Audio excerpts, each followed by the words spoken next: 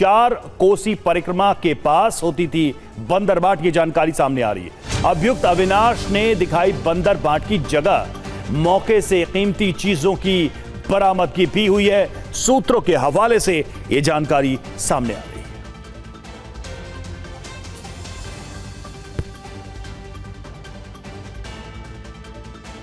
तो बड़ी जानकारी, 14 कोसी परिक्रमा के पास होती थी बंदरबाट, अभियुक्त अविनाश ने दिखाई बंदरबाट की जगह। UEM जयपुर एक आदर्श लक्ष्य है, भावी छात्रों के लिए अच्छी नौकरी, भविष्य के लिए तैयार कौशल के साथ अच्छी शिक्षा। मौके से कीमती चीजों की बरामदगी। तस्वीरें आप देख रहे हैं जब अविनाश को पुलिस यहां पर लेकर गई और उसके बाद से यह जानकारी सामने आई है।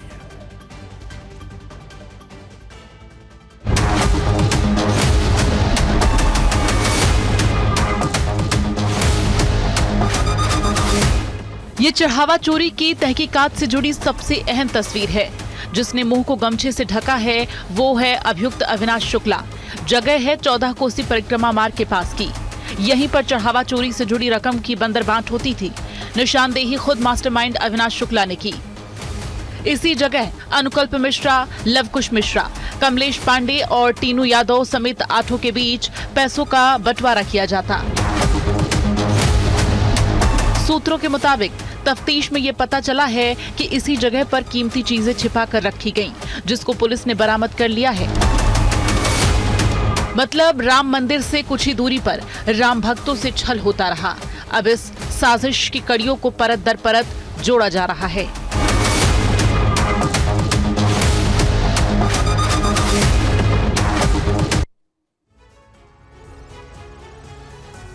तो जांच का हर पहलू आपके सामने रख रहे हैं। अभियुक्त अविनाश की निशानदेही पर चढ़ावा चोरी की बंदरबाट वाली जगह 2 आपने देखी, और लेकिन पड़ताल बैंक खातों के जरिए वित्तीय लेन देन की भी अब जांच हो रही है, यानी कि हर पहलू से मामले की जांच की जा रही है।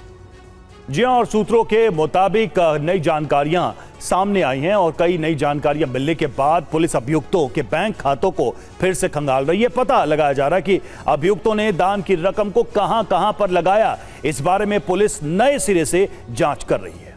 और जानकारी ये भी मिली है कि दान का पैसा अभियुक्तों के बीच बंटता था, लिहाजा इस बंटवारे के लिंक को भी तलाशा जा रहा है।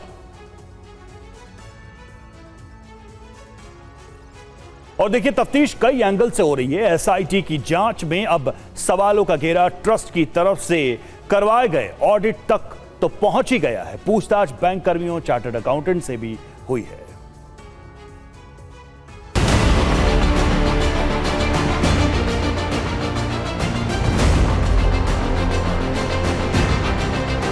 जिस ऑडिट का मकसद पैसे के हिसाब किताब को जांचना होता है, एसआईटी जांच में उसी को लेकर कई गंभीर खामियां सामने आई।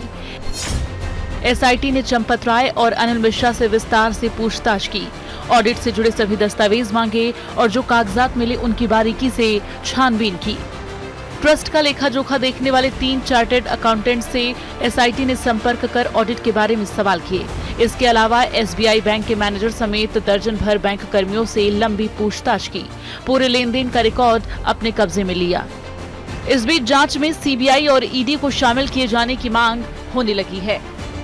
उधर जांच के बीच ट्रस्ट के सदस्य गोपाल राव अचानक अयोध्या छोड़कर चले गए।